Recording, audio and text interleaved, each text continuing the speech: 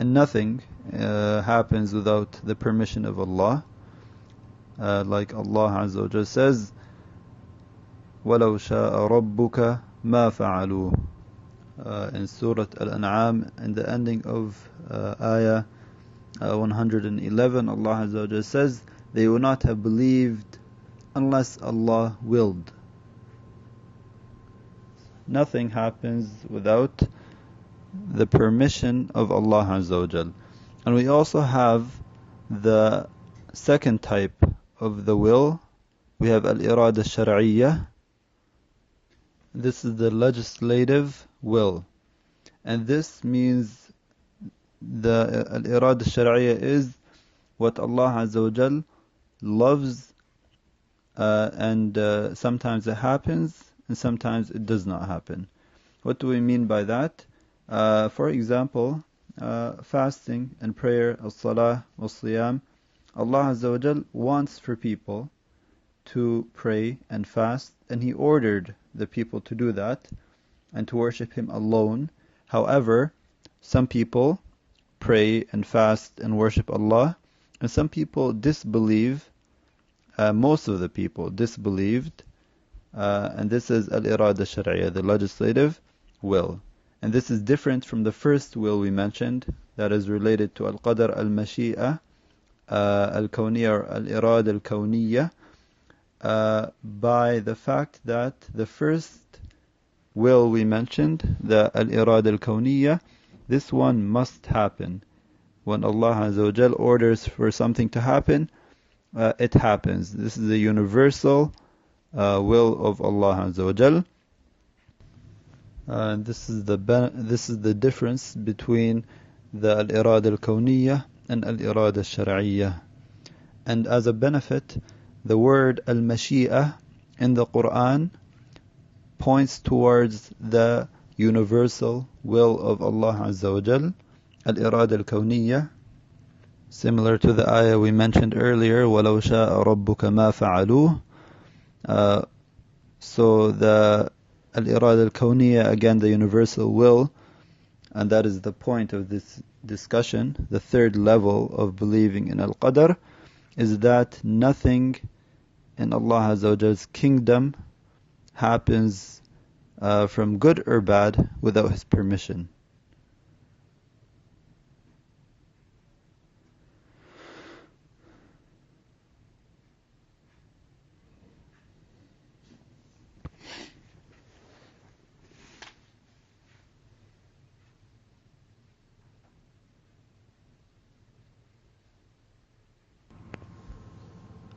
The fourth level of believing in al-qadr is al-khalq, and that is al-khalq, وهي أن الله خلق كل ما كتبه في اللوح المحفوظ مما يتعلق بالعباد وأفعال العباد.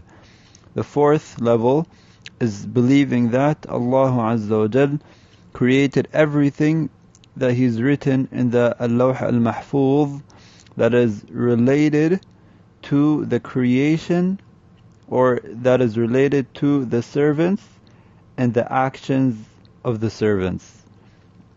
Allah Azza wa Jal says in the Quran, Allahu khaliqu kulli shay. Allah Azza wa Jal is a creator of everything. And certain groups such as al-Qadariyah have deviated in this aspect, and they said that the servant creates his own action. And this is incorrect. The correct position of Ahlus Sunnati wal Jama'ah is that Allah Azza wa Jal created the servants and their actions. For example, Allah Azza wa Jal created us, and He also created the actions we do, such as anything such as eating, drinking, praying, fasting. Any action we do is also a creation of Allah. And the proof for this from the Quran is that Allah Azza wa Jal said, وَاللَّهُ خَلَقَكُمْ وَمَا تَعْمَلُونَ. This is ayah number 96 in Surah As-Saffat. While Allah has created you and what you make. There's also the proof for this from the ijma', the consensus of the ulama, the consensus of the ummah, that Allah Azza wa Jal created everything. And there's an important point to bring up regarding this, and this is the point where some people get confused and they say, why did Allah Azza wa Jal create evil? And our answer to this is that Allah Azza wa Jal created good and evil, and the evil Allah Azza wa Jal that we see that Allah Azza wa Jal created and we see from our perspective to be bad is good from Allah Azza wa Jal's perspective.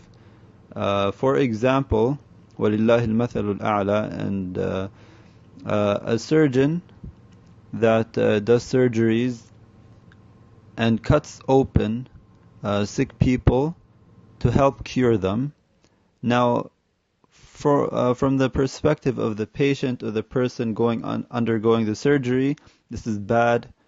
He feels pain and it's very difficult for him. However, from the perspective of the surgeon, he's doing this so the patient can get better with the permission of Allah. So at the end of the day, it ends up being good. And similarly, وَلِلَّهِ الْمَثَلُ الْأَعْلَى, the qadr, and Allah Azza wa Jal's creation, everything Allah Azza wa Jal does is good from Allah's perspective. Like the Prophet sallallahu alaihi wasallam said, وَالشَّرُّ لَيْسَ إِلَيْكَ, and evil is not for you. So these are the 4 levels of al-iman bil-qadr, and this is when we say muqaddarun min Allah, or believing in al-qadr. These are the 4 pillars we believe in. The first is that of al-ilm, knowledge, that Allah Azza wa Jal knows everything that has happened in the past without beginning, and everything that will happen in the future without end. And the second is that Allah Azza wa Jal has written His knowledge in the Lawh al-Mahfuz. Allah Azza wa Jal has written everything that will happen, that from the beginning, everything that has happened from the time Allah Azza wa Jal created the pen, al-qalam, until the Day of Judgment is written in the Lawh al-Mahfuz. And the pen is from the first of the creation. The first thing Allah Azza wa Jal created is the pen, and Allah Azza wa Jal told the pen to write. And the pen said, O Lord, what do I write? Rabbi, وَمَاذَا أَكْتُبْ? قال اكتب ما هو كائن. Allah Azza wa Jal ordered the pen to write what will happen, everything that will happen. فجرى في تلك الساعة ما هو كائن إلى يوم القيامة. So everything that has happened from that moment till the Day of Judgment is written by Allah in Al-Lawh al-Mahfuz. The third pillar, the third level we mentioned is Al-Mashi'a, and this is the will. We mentioned 2 types of wills. We mentioned the universal will, Al-Irada al-Kawniyya, that has to happen, that is the order from Allah, that must take place, and that is the third level of believing in Al-Qadr, believing in the universal will of Allah.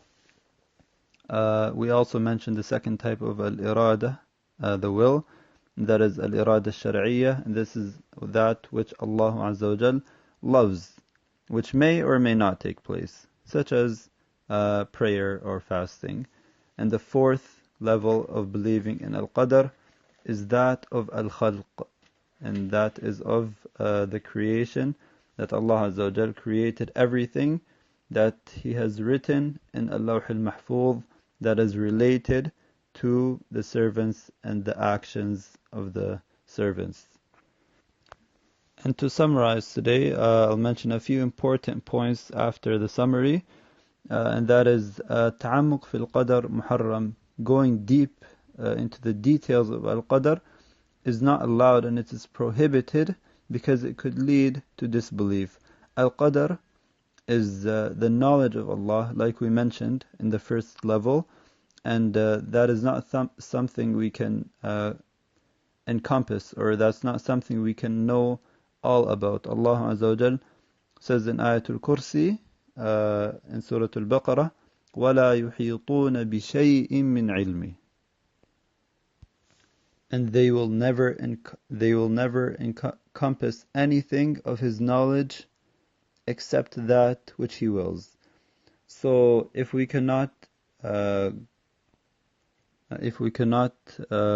put our heads and brains and intellect around a portion of the knowledge of Allah, then how can we know everything? And that is, of course, impossible. So that is why going deep into the details of Al-Qadr is not allowed, because that's not something we can understand with our limited intellect.